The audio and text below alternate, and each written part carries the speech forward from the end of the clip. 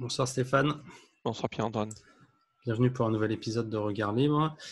Ce soir, on va parler de ce qui se passe aux États-Unis suite à la mort de George Floyd, donc un noir américain qui s'est fait tuer par un policier pendant une arrestation. Donc on avait vu les images où il le tuait, il l'a étouffé en l'écrasant avec son genou. Voilà. Et donc maintenant, en ce moment, il y a pas mal d'émeutes aux États-Unis pour dénoncer les brutalités financières, les brutalités policières et le racisme. Voilà. Donc, voilà. Triste affaire. Triste affaire. Ouais. J'avoue que j'ai suivi de loin, j'ai vu quelques images qui sont effectivement tout à fait inacceptables et atroces. Après, j'ai l'impression qu'il y a deux affaires dans l'affaire. Il y a le geste de ce policier et ensuite la réaction, l'ébullition que je crois comprendre qu'il y a derrière en réaction Ouais. vis-à-vis notamment, alors j'ai pas bien compris de quelle frange, on peut imaginer que c'est plutôt la frange de gauche, face à la police. En toute honnêteté, je n'ai pas envie d'aller sur ce terrain, c'est vraiment parce que je ne suis pas informé, pas assez en tout cas. Mais oui, le geste de ce policier est totalement inacceptable, il doit être dénoncé, c'est évident. Je pense qu'on pourrait avoir des gestes comparables chez nous en France. Je pense qu'un tel geste est probablement le phénomène d'un sentiment policier un peu, comment dire, Impunité. une forme d'une impunité exactement. Je pense que c'est ce qui est derrière et je pense que c'est probablement ce qui motive la réaction populaire. Et là-dessus, je pense que ce point-là est intéressant parce que je me convainc qu'il n'est pas spécifique aux États-Unis. Et quand on voit depuis un an et demi en France avec les gilets jaunes, Ouais. les grèves et autres choses, bon, c'est vrai que c'est pas facile d'être policier en France avec tout ce qui s'y passe, c'est vrai. Mais inversement, quand même, on se demande régulièrement de quel côté est la police. Ouais. Je crains fort qu'on peut dire que la police n'est pas là pour nous protéger, mais elle est plutôt là pour protéger le pouvoir, l'État, etc. Ce qui est totalement scandaleux. Donc ça, plus des méfaits de ce genre-là, il y a un phénomène de ras-le-bol qui est vrai aux États-Unis, qui est vrai ailleurs, et qui me paraît intéressant justement parce qu'il est vrai un peu partout et parce qu'il montre que dans les États démocratiques modernes, qui sont clairement lentement et sûrement en phase de crise, il y a beaucoup de différences entre la France et les États-Unis, mais il y a aussi beaucoup de similitudes là-dessus. On voit bien que la police ne jouant pas son rôle de protection du peuple et sur des pays qui sont en train de devenir de plus en plus autoritaires, il y a clairement un problème et ça va finir par craquer un peu partout. La vraie question, c'est effectivement à quelle vitesse, contre qui et quelle intelligence auront les pouvoirs de faire un peu marche arrière et de remettre un peu de l'ordre dans leur propre police. Question ouverte, mais c'est un petit peu ce Après, c'est un peu la que question je vois évoluer. sur le remettre de l'ordre dans la police, c'est un peu le même problème que quand on dit remettre de l'ordre dans la politique. Si le droit qui s'applique aux policiers, aux hommes politiques est Bien différent de sûr, celui qui s'applique aux simples citoyens, mais bien sûr, on- tu as raison. cette remise en ordre ne risque pas de...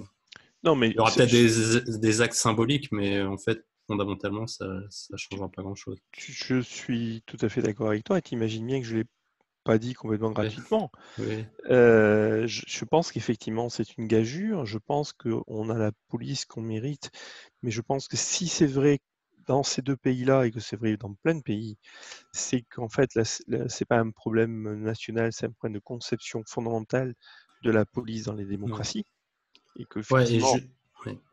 Non, et c'est juste parce que là, on voit qu'aux États-Unis, ça prend tout de suite l'ampleur, enfin, comment dire, ça prend l'axe tu vois, enfin, comment dire, du racisme, que la police est raciste. Mais en fait, on voit qu'il y a d'autres cas où c'est pas des histoires de racisme, mais que c'est en fait structurel. Et qu'en France aussi, on a ce genre de choses. On voyait avec les gilets tout à jaunes, fait, pendant le confinement, où les flics tout s'amusent à à mettre fait. des amendes Oui, oui, oui. à n'importe C'est pour qui. ça, mais c'est pour ça que j'ai évité d'aller sur le Oui, terrain du non, mais racisme. Mais c'est qu'on voit que, enfin, on peut se demander pourquoi c'est récupéré tout de suite sous cet angle-là. Enfin, on peut se demander.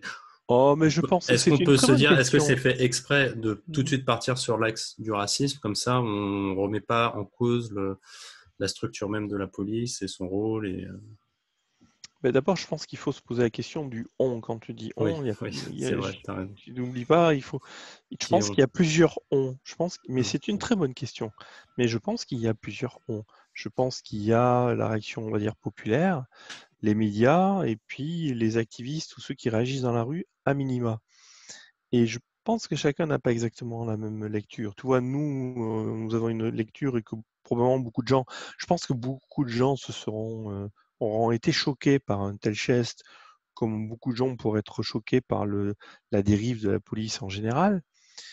Mais justement parce que la police ne fait pas le boulot qu'on imagine qu'elle devrait faire, il me semble en tout cas.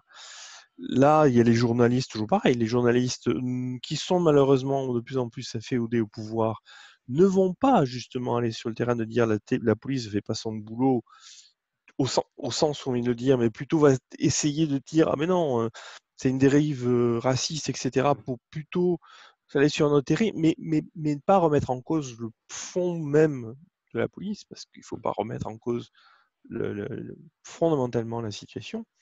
Et puis tu as les gauchistes aux États-Unis, puisque manifestement c'est plutôt ceux-là, qui eux sont tout ce qu'ils peuvent faire pour tenter de casser le système, ils le font.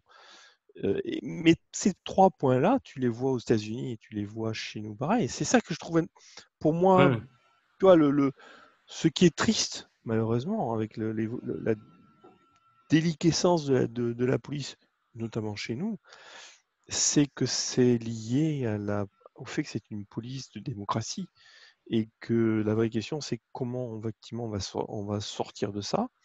Alors, je ne suis pas sûr aux États-Unis, en toute honnêteté. Il y a un moment que je n'y ai pas été. Je vois par contre plus récemment comment ça se passe en France ou comment c'est en train doucement d'évoluer en France. En France, au départ, c'était Vigipirate, mais ça a quand même évolué après. On trouve de plus en plus, sinon de police, il y a quand même des polices municipales, de plus en plus de sociétés de sécurité qui, malgré tout, prennent des positions, viennent protéger un magasin. Bon, c'est très très marginal encore, hein, je sais bien. c'est pas si Mais je, marginal que ça. J'avais regardé des stats et en fait, je crois qu'on était pas loin d'un tiers en fait des services de police qui étaient assurés par des sociétés privées. voilà, moi le pari que je fais, c'est que c'est la déliquescence va s'accentuer. Ça va certainement donner des conflits durs parce que forcément les gens s'attendent à autre chose et qu'au bout du compte, soit il va y avoir des abus de la police, soit il va y avoir pardon, il va y avoir des attentes.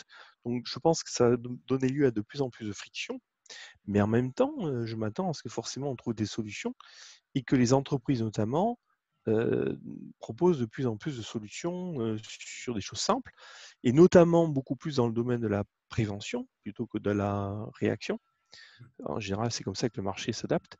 Donc, moi, je m'attends, si tu veux, c'est qu'il y a ces deux phénomènes qui progressivement se mettent en place, y compris aux États-Unis, qui bien sûr a une dynamique marché beaucoup plus grande et beaucoup plus souple. Donc, à la fois une espèce de crispation et durcissement et de plus en plus de dérapage, parce que malheureusement la police plonge dans son propre schizophrénie, si je puis dire, mais en même temps des mécanismes de substitution qui vont se mettre en place. C'est un pari que je fais, mais que toi et moi, on voit bien malgré tout évoluer, quoi. Donc oui, l'affaire Floyd, un geste fort malheureux, mais il y en a tout un tas d'autres. Toujours pareil, la presse ne fait pas son travail.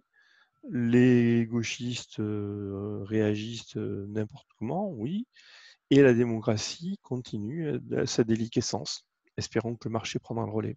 Ok, très bien, merci Stéphane. Je t'en prie.